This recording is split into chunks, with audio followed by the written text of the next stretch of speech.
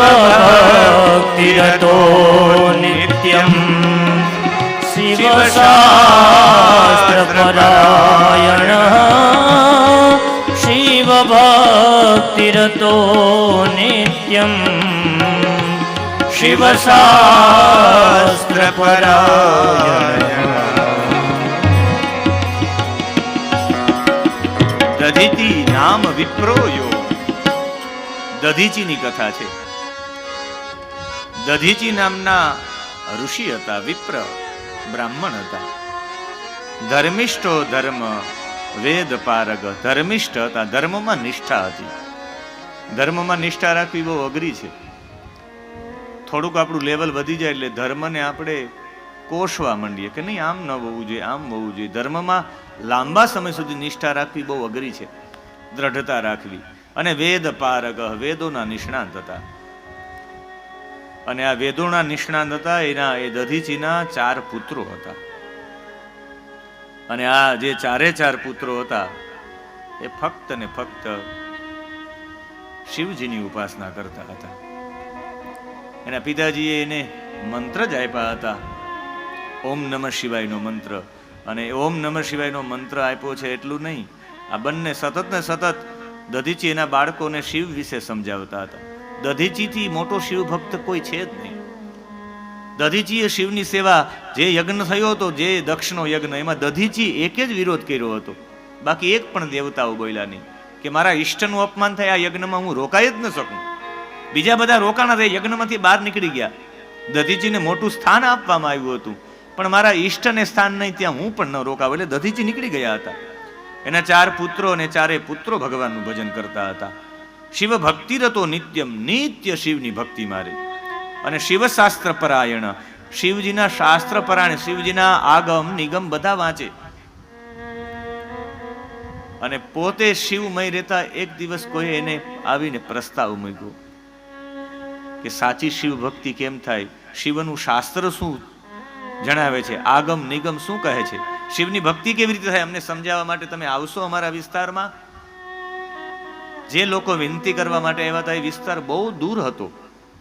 અને વિચાર કર્યો કે હું ત્યાં જતો રહીશ તો પોતાના બાળકોને કહે કે હું જતો રહું તો પૂજા સેવાનું, આ શિવલિંગની નિત્ય પૂજા કોણ સંભાળશે. પોતાનો મોટો દીકરો હતો અને એનું નામ હતું સુદર્શન. સારું દર્શન બધામાં તારે કરવાનું, એ હેતુથી એનું નામ સુષ્ટુ દર્શનમ ઇતિ સુદર્શનમ. બધામાં સારું દર્શન કરવા એ માટે તેનું નામ સુદર્શન રાખ્યું હતું.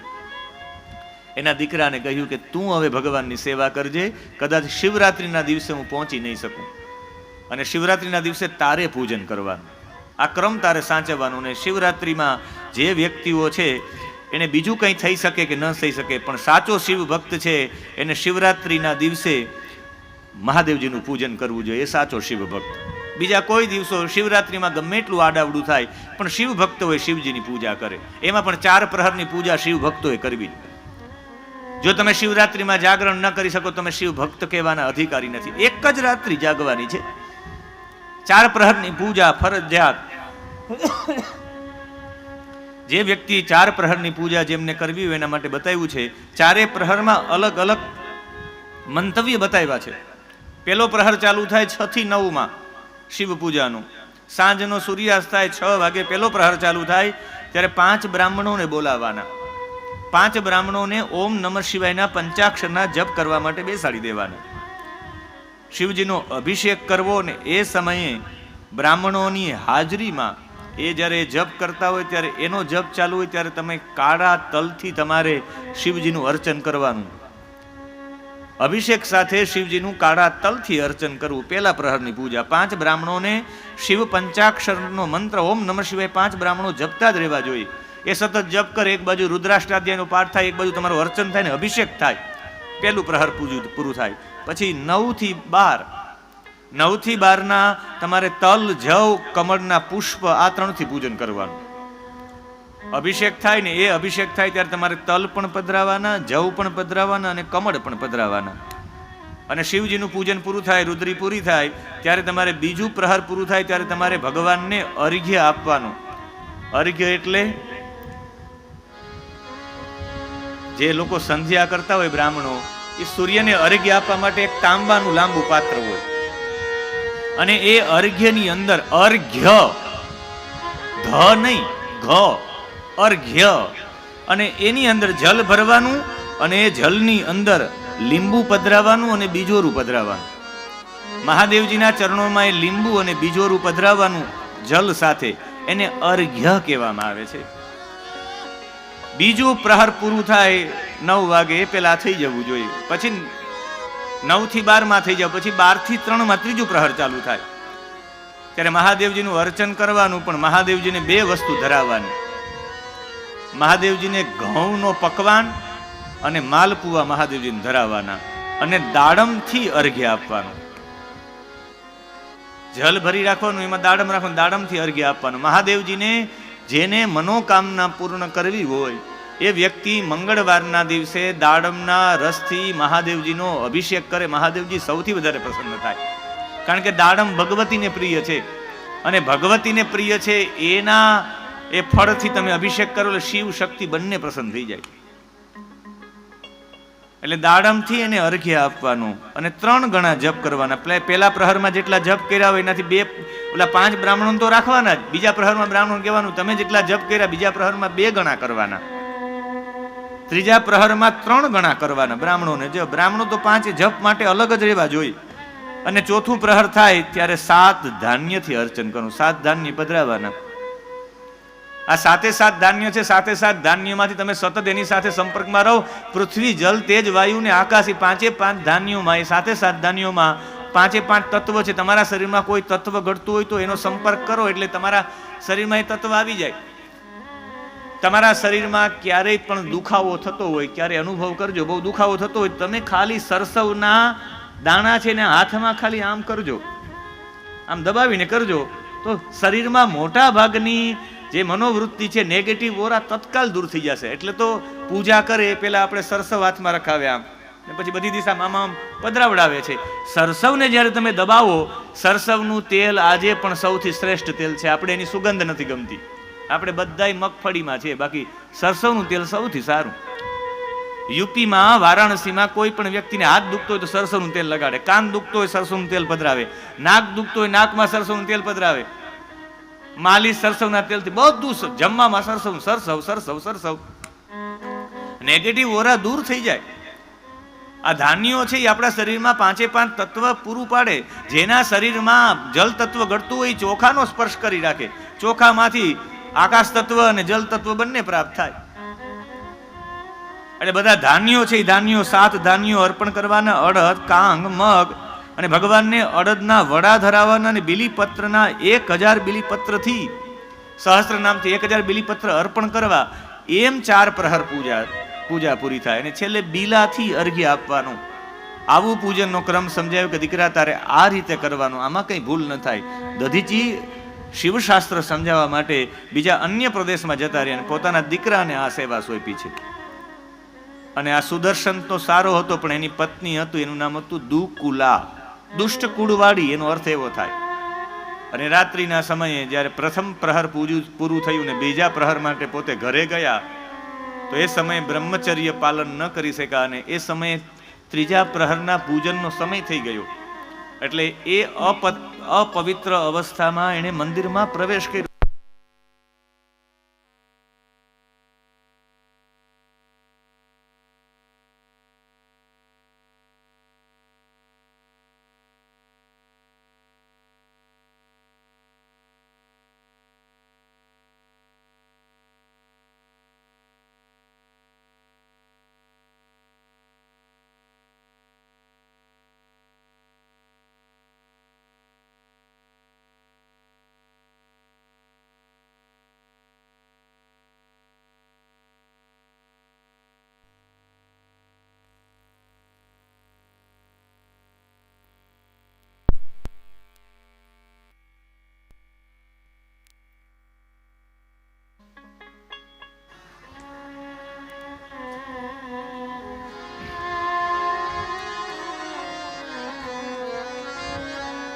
बड़े बड़े कामों में छोटी छोटी बातें होती रहती है.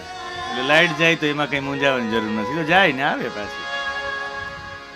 થોડા સમય માટે આપણું ભગવાનનું ભજન થાય, એટલે ભજન કરવા માટે લાઇટ જાય, આપણે સમજાવે કે લાઈટ ગઈ છે તો 5 મિનિટ તો ભગવાનનું ભજન કરી લઈએ. अंधेरा इसलिए आता है हम उजालों की ओर जाने का हम संकल्प करें, इसलिए अंधेरा हमारी ओर आता है. अंधेरों से भी मिल रही रोशनी है. એટલે એ પ્રકાશ તરફ લઈ જવા માટે તમસોમાં જ્યોતિર્ગમય.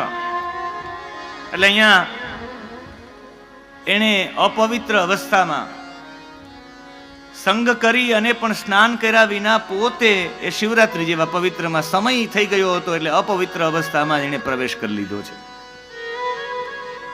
અને એ શિવજીના મંદિરમાં અપવિત્ર અવસ્થામાં જવાથી આપણે પૂર્વમાં ચર્ચા કરી કે સીવેલું વસ્ત્ર શા માટે પહેરીને ન જવું, આ તો અપવિત્ર અવસ્થામાં ગયો. ને એને શિવજીનું પૂજન કરાવડાવ્યું, કર્યું અને શિવલિંગનો સ્પર્શ કર્યો, બધું કર્યું અપવિત્ર અવસ્થામાં.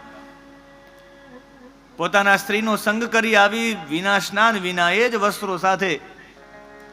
અને એ સમય મહાદેવજીએ એ રાત્રિના આવું પૂજન થયું, શિવરાત્રિને થયેલું, શિવજીના ગણોએ એને દંડ આપ્યો છે. અને દંડમાં એ પોતે જડ થઈ ગયો, બહાર નીકળી ગયો, એટલે જડ થઈ ગયો. એટલે આમ બેસી ગયો તો બેસી જ ગયો, જેમ કોઈને કેમ પેરાલિસિસ આવી જાય એમ જડ થઈને બેસી ગયો. ઘરના બધા પરિવારના લોકો જોયું તો ખબર પડી, બોલે નહીં, આમ જડ થઈને બેસી ગયો. સુદર્શન એની પત્નીએ સ્વીકાર કર્યો કે મારા દ્વારા આવું મોટું અકૃત્ય થયું ને અપવિત્ર અવસ્થામાં જતા રહ્યા સમય થઈ ગયો. એટલે બધા લોકોને ખબર પડી કે આમણે તો સૌથી મોટો પાપ કર્યો છે, અપવિત્ર અવસ્થામાં એણે શિવાલયમાં પ્રવેશ કર્યો છે, આ દધીચીનો પુત્ર છે. આ હાહાકાર થઈ ગયો બધામાં. અને આ સમાચાર દધીચીને મળ્યા છે. દધીચી ખૂબ રોયા છે. પુનઃ પુનઃ ઉવાચેતી સદધીચી સતામ મતઃ, વારંવાર પોતે રેડ્યા છે. અને નેદમ કુપુત્રેણ હતમ મે કુલમ ઉત્તમમ, આનાથી તો મને પુત્ર ન હોત તો સારું હતું. અને પોતે વિચાર કર્યો કે હવે મહાદેવજી પાસે હું શું જાઉં, મારા મંદિરે જે મારા ઈષ્ટ છે શિવને હું મારું મુખ શું બતાવું, મારા પુત્ર એ. અને આત્મા વે જાનાદિ પુત્ર, એ આત્મા જ પુત્ર છે. આપણી આત્મા એ આપણો પુત્ર છે, આપણી આત્મા છે. એટલે એ પોતે મૂંઝાઈ ગયા કે કેમ જવું. અને અંતે ભોળાનાથ પાસે ક્ષમા માંગવાનો તો હું અધિકારી નથી, પણ હું મારી માને રાજી કરું. અને જ્યારે કોઈ હાથ ન પકડે, પિતાજી મુખ ફેરવી જાય, ત્યારે આપણે પણ આપણી માનો જ સહારો લઈએ છીએ. એમ દધીચીએ પણ પોતાની માનો સહારો લીધો. માં આદ્ય શક્તિ, માં પાર્વતીનું એને ભજન ચાલુ કર્યું છે. માં આદ્ય શક્તિને યાદ કરે કે માં તું મારી ઉપર કંઈક કૃપા કર.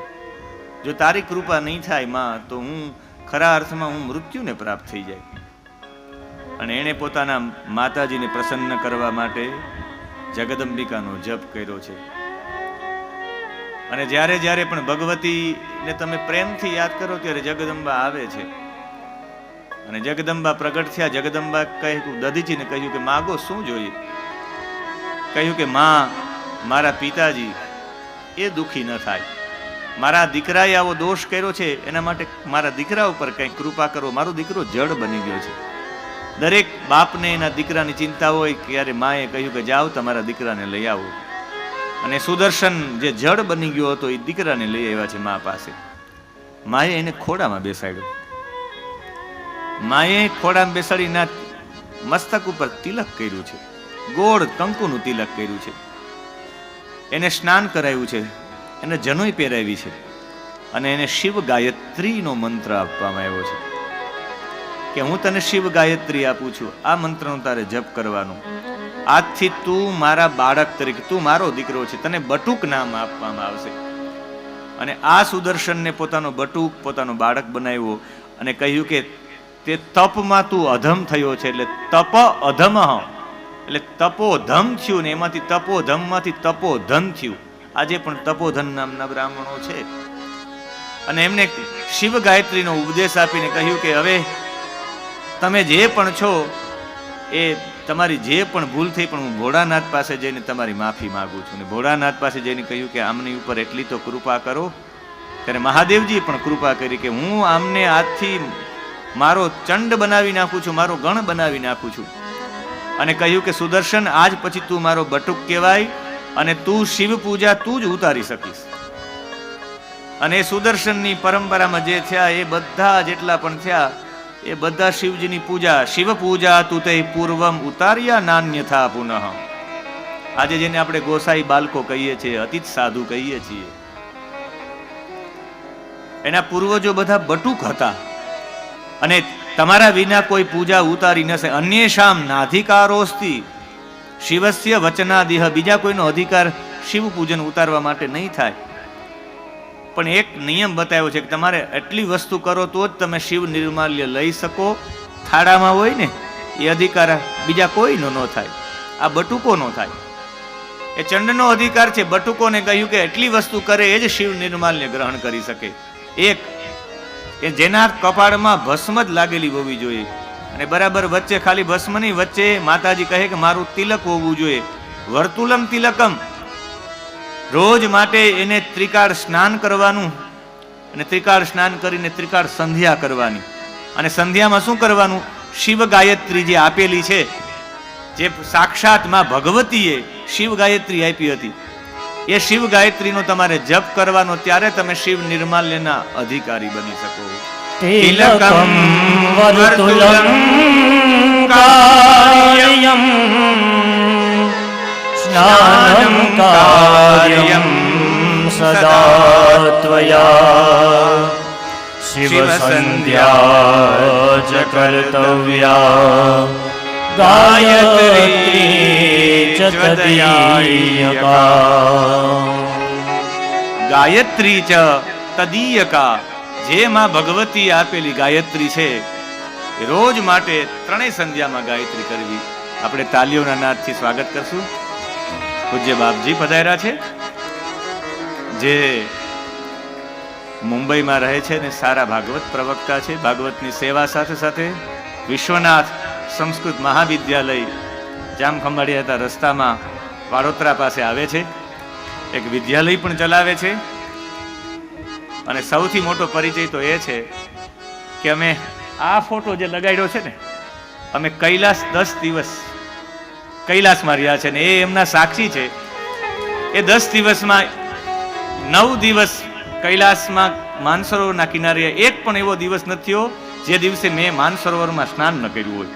એક દિવસ તો એમના સાક્ષી છે, એક દિવસ તો ચારે તરફ બરફ થઈ ગયો હતો. અમે બરફને તોડીને એની અંદર ડૂબકી લગાવી. એવો એક દિવસ ન થયો કે માનસરોવરમાં ડૂબકી ન લગાવી હોય. અને એ માનસરોવરની અનુભૂતિ, એ માનસરોવરનો, અને અત્યારે આ બધા તો એમ લાગે કે ઝાંઝવાના જળ છે.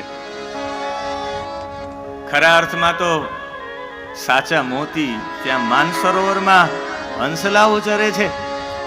અમે એવું સાંભળ્યું હતું ક્યાં રાજહંસો છે માનસરોવરમાં, કે એ સાચા મોતી જ એનો ખોરાક લે. અમે તો ત્યાં ગયા તો ત્યાં હંસો જ ન હતા. પણ અમે માનસરોવર પછી આવ્યા અને અમે તમારા બારાડી વિસ્તારમાં આવ્યા, એમાં ગોપી તળાવ કે એમ ગયા છું અમે, ત્યાં 2 હંસને જોયા. અને એ હંસલાને અમે કહ્યું કે તમને તો ક્યાંક જોયા છે, કે અમે માનસરોવરના હંસ છીએ.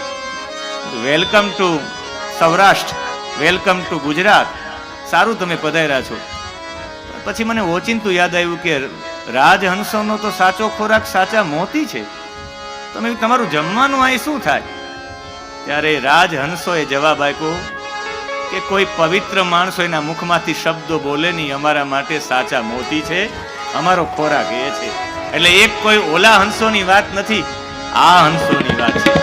સોહમ હંસ, હંસ સોહમ, જે આપણે નાદ કરીએ છીએ એ સોહમ હંસની વાત છે. એ આપણા જેવા જે ભગવાનના ભક્તો છે એ હંસોની વાત છે. કે હવે આ બધા તો આખી દુનિયામાં બીજા બધા કામ છે, એ ઝાંઝવાના જળ છે, એમાં ખરા અર્થમાં કંઈ મળશે નહીં. વારોતરિયા પરિવાર કહે છે કે આ શિવ પુરાણ રૂપી એ માનસરોવર છે, માનસરોવરમાં હે હંસલાઓ તમે આવી જાઓ.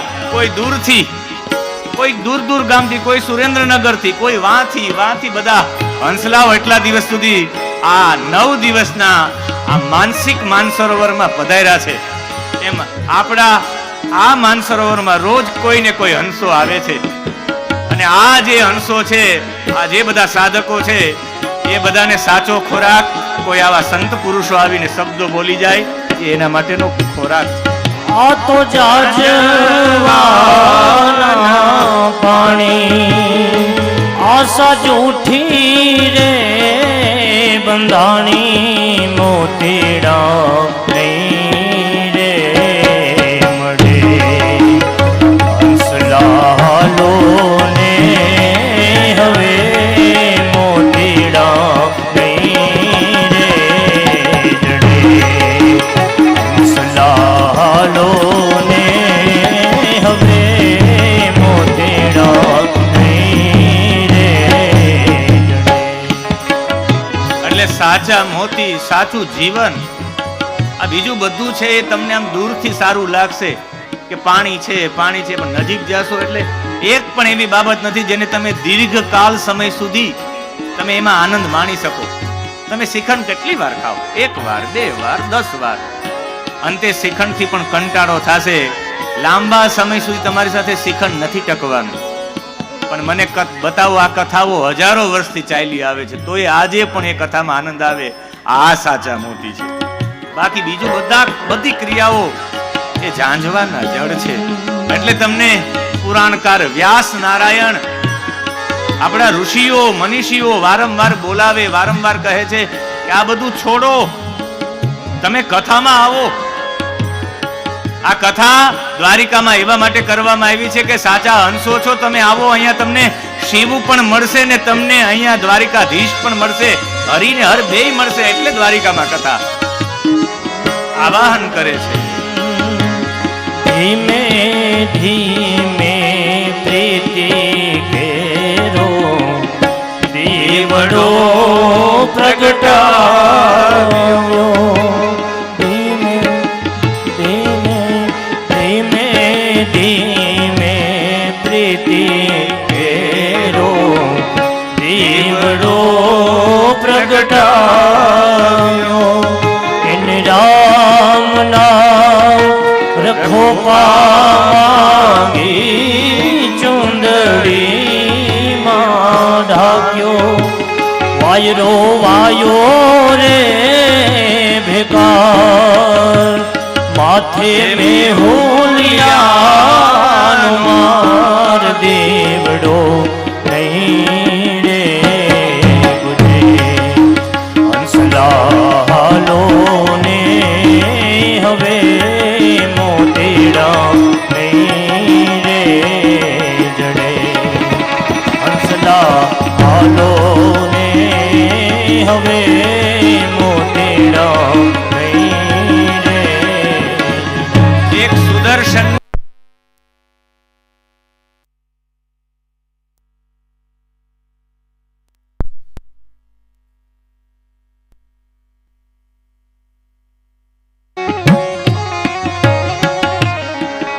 સુદર્શનને સાચો હંસ બનાવ્યા છે માં ભગવતીની કૃપાથી.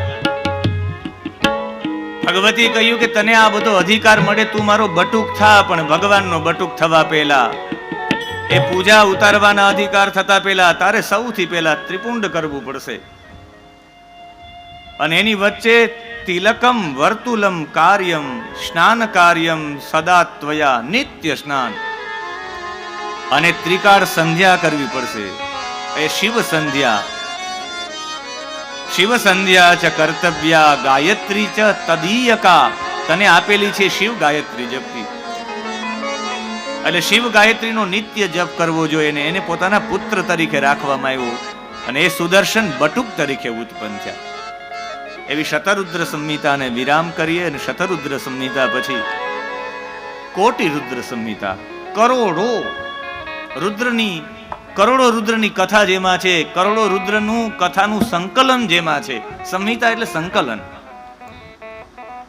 એટલે નાગેશ્વર મહાદેવને શતરુદ્રીય સંહિતા અર્પણ કરીને કોટી રુદ્ર સંહિતા, જે કોટી રુદ્ર સંહિતામાં 12 જ્યોતિર્લિંગ નહીં, અસંખ્ય જ્યોતિર્લિંગોની ચર્ચા છે. જ્યોતિર્લિંગો 1 2 નહીં, અસંખ્ય જ્યોતિર્લિંગ, કોટી કરોડો જ્યોતિર્લિંગો છે. જ્યોતિનો મતલબ થાય પ્રકાશ, અને લિંગનો મતલબ થાય ચિહ્ન. આપણે કહીએ ને પુરુષ લિંગ, સ્ત્રીલિંગ, લિંગ એટલે ચિહ્ન. પ્રકાશનું ચિહ્ન જ્યાં પ્રગટ થયું એ ટોટલી જ્યોતિર્લિંગો છે. પણ એમાં 12 તો એવા માટે મુખ્ય માનવામાં આવે કે 12 ઉપર વિશેષ પ્રભાવ છે.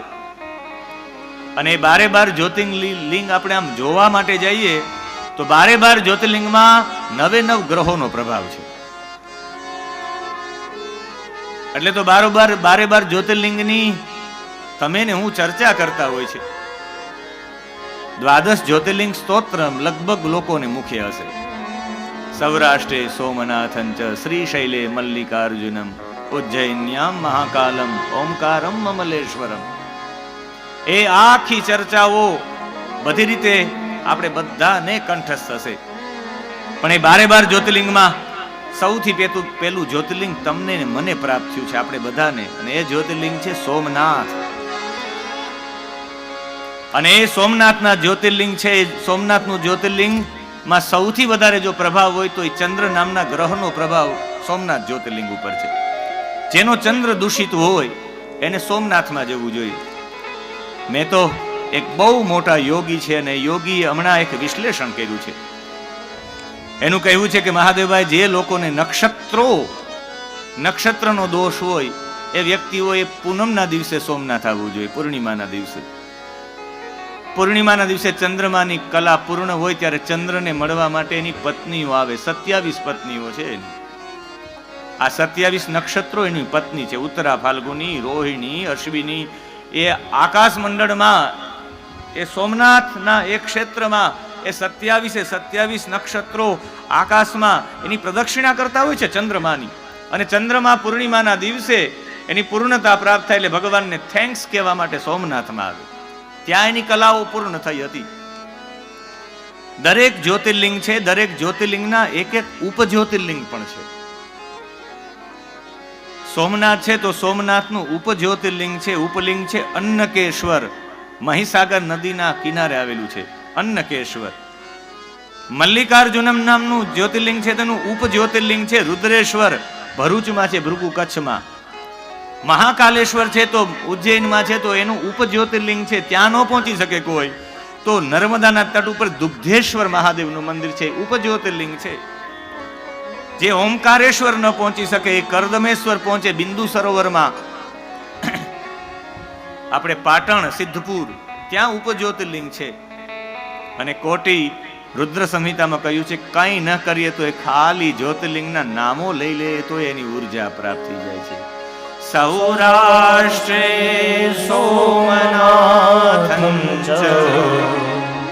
શ્રીશૈલે મલ્લિકાર્જુનમ ઉજ્જૈન્યામ મહાકાલમ ઓમકારમ મમલેશ્વરમ પરલ્યામ વૈદ્યનાથં ચ ડાકિન્યામ ભીમશંકરમ સેતુબંધે તુરામેશમ નાગેશમ દારુકાવને વારાણસ્યામ તુ વિશ્વેશમ ત્રંબકમ ગૌતમી તટે હિમાલયે તુ કેદારમ ઉષ્મેશં ચ શિવાલયે એતાની જ્યોતિર્લિંગાની સાયં પ્રાપઠે નર સપ્તજન્મા કૃતં પાપમ સ્મરણેન વિનશ્યતે. આ 12 જ્યોતિર્લિંગ ને જ્યોતિર્લિંગમાં પહેલી ચર્ચા કરવી છે મારે સોમનાથની. મારે આપની સમક્ષ સોમનાથને ઉતારવા છે. હમણાં જ ભાલકામાં શિવ પુરાણ કરીને આવ્યો. ત્યાં તો હું સોમનાથ મહાદેવને બહુ ન્યાય ન આપી શક્યો, એવા માટે કે સમય જ મારી પાસે ઓછો હતો. 7 દિવસની કથા હતી એટલે સોમનાથને ન્યાય ન આપી શક્યો. પણ અહીંયા આપવો છે કારણ કે મારો જન્મ જ સોમનાથની કૃપાથી થયો છે. એટલે મારે ચોક્કસ સોમનાથજીને તો મારે ન્યાય આપવો જ પડશે. અને અમારી ઘરની વિશેષતા એ છે કે મારા મોટા બેન છે એનું નામ કૈલાસ છે અને મારું નામ મહાદેવ છે. મારા પિતાજીએ 4 બહેનો પછી મારો જન્મ છે, એટલે મારા પિતાજીએ 1 વર્ષ સુધી દાઢી રાખી હતી અને રોજ સોમનાથ ચાલીને જતા કે મારે ઘરે દીકરો આવે, દીકરો આવે, દીકરો આવે. સોમનાથને માનતા કરી દીકરો